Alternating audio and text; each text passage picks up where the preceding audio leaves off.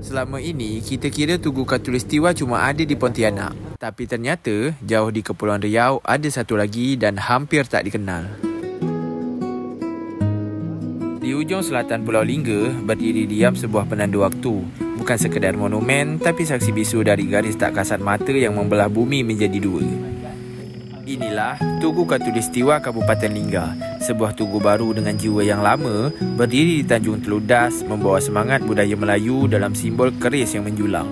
Oh ya, di sini juga ada satu fenomena yang unik. 2 kali setahun, matahari tepat di atas kepala dan di sini bayangan kita akan hilang. Seolah semesta itu nak nunjukkan kepada kita bahawa waktu itu tak selalu nampak.